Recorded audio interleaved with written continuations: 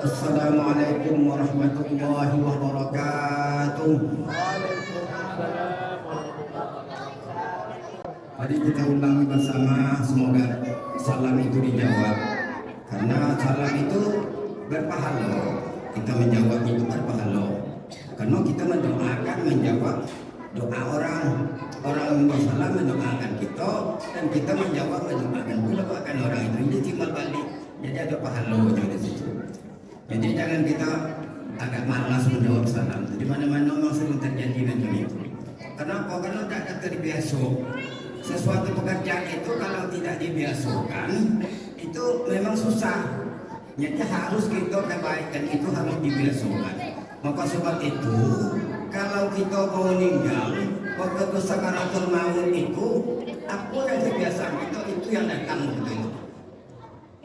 Apa yang biasa sehari-hari kita kerjakan, kita bicarakan waktu itu nyawa mulai dicabut waktu itu datang yang kita kebiasaan kita tuh. Biasa kita mengucap salam, insyaallah kita lancar mengucap la ilaha illallah Muhammadur Rasulullah dan akhir kalam.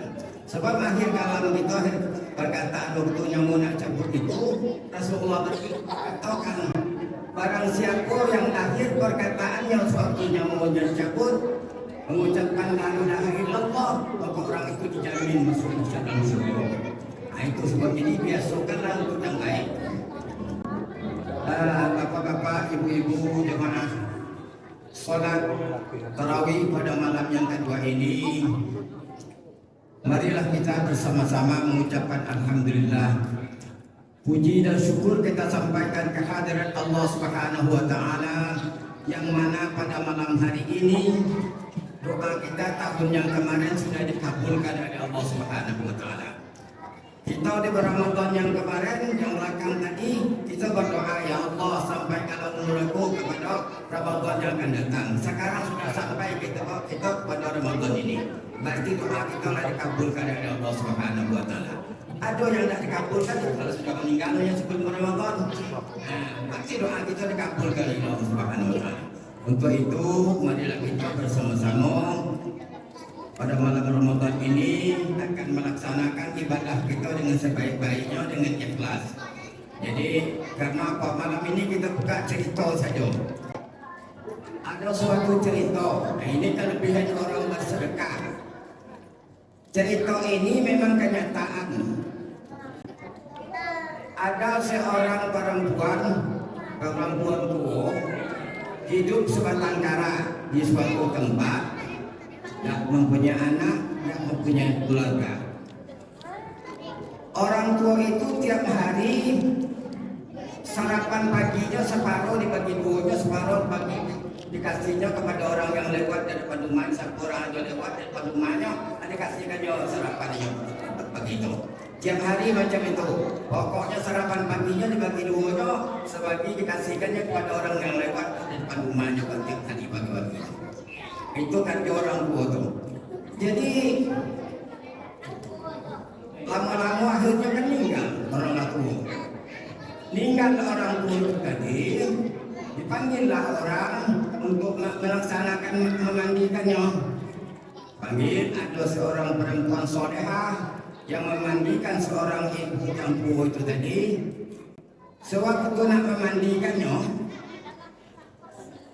ibu solehah itu tadi membuka mukanya macam itu nak mandikannya, nak mencucukkan air kepada jenazah itu. Ditengoknya jenazah itu tersenyum nampaknya. Nah, kagetnya menengoknya. Jenazah ini tersenyum.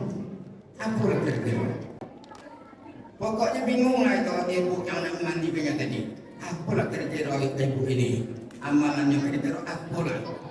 Masa awak yang mencucurkan air mandinya dia tersenyum. Ya Allah, kalau tunjukkan ya Allah, apalah kira-kira amalan orang hukum sampai macam itu tersenyum waktu aku nak mencucurkan air mandinya. Jadi pada malamnya Allah menjawab pertanyaan apa ibu yang memandikannya tadi.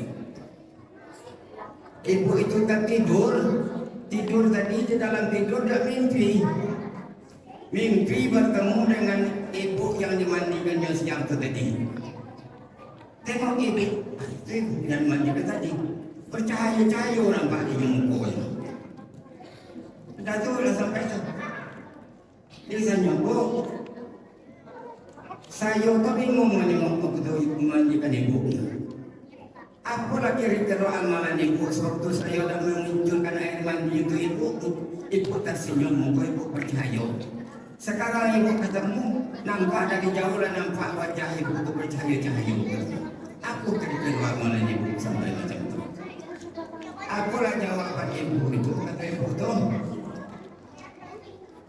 Sewaktu nyawa nak dicabut itu, dan sewaktu kamu nak memandikan aku itu, semua amal ibadah itu kan ditengok kalau kita dulu. Apa ibadah kita, amalan kita apa, ditengok kalau kita itu.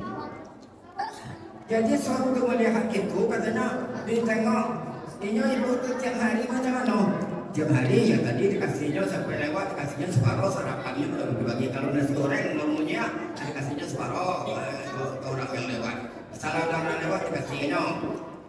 Pada suatu hari ibu itu tak ada orang yang lewat depan rumahnya tu.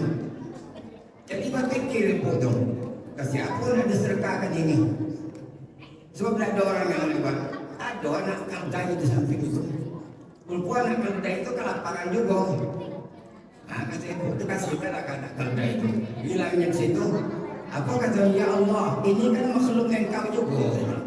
Aku bersedekah lah dengan ini. Semoga kau terima sedekah aku. Kata dia berbicara dah. Kalau kita itu kepada Allah bukan katakan macam itu. Kasihlah anak keldai itu makannya. Dimakannya anak keldai itu kelaparan juga rupanya.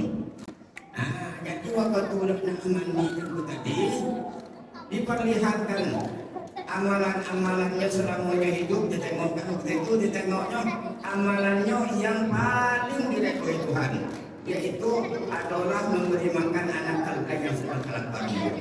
Saya juga bingung menengoknya, katanya masakan amalan yang sedikit itu yang sedikit itu yang paling diridhoi Tuhan. Jadi rupanya ada juga tiap hari itu dia mungkin ada niat agak kurang ikhlas mesti kasih orang tiap hari, tapi sampai memberikan pada anak keldai itu memang ikhlas yang pada saat nantinya memberi pada anak keldai itu. Maka sebab itu dia makan dari Allah begitu itu. Nah, ini pahala engkau memberikan makan anak keldai, ini yang apa yang berdoa gitu Tuhan. Oh, nah, itulah yang membawa saya tersenyum karena saya bingung mengenai amal itu yang sekecil itu yang paling berdoa Tuhan.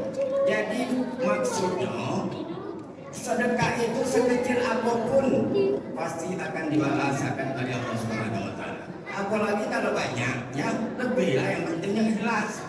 Nah, lebih besar lagi pahalanya.